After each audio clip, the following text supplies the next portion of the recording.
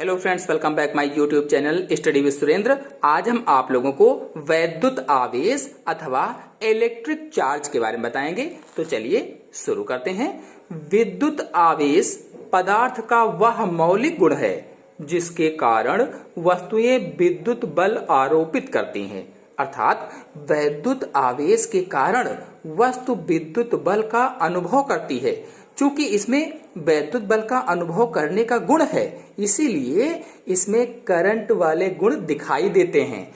कुछ पदार्थ जैसे कांच, प्लास्टिक आदि को कपड़े या खाल द्वारा रगड़े जाने पर कागज के छोटे छोटे टुकड़ों को अपनी ओर आकर्षित करने लगते हैं।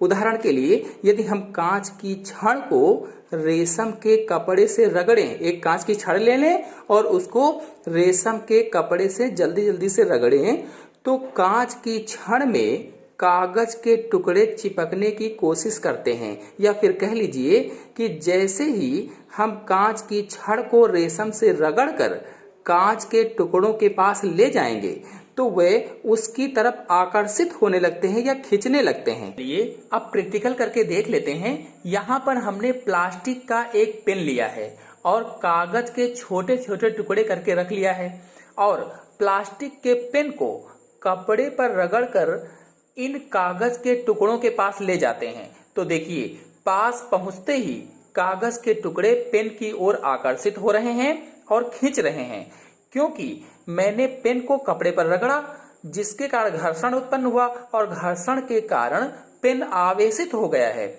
जिससे कागज के टुकड़े पेन को दूर रखने से ही चिपक रहे हैं, उसकी ओर आकर्षित हो रहे हैं। अब सोचो कि ये क्यों आकर्षित हुए या क्यों खींचने लगे।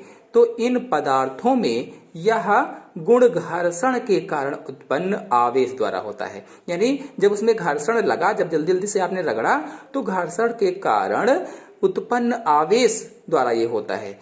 यानी जब छड़ को रगड़ा गया तब वह आवेशित हो गई, या कह लीजिए कि चार्ज हो गई, और फिर उसने कागज के टुकड़ों को अपनी तरफ खींचा या अपनी तरफ आकर्षित किया।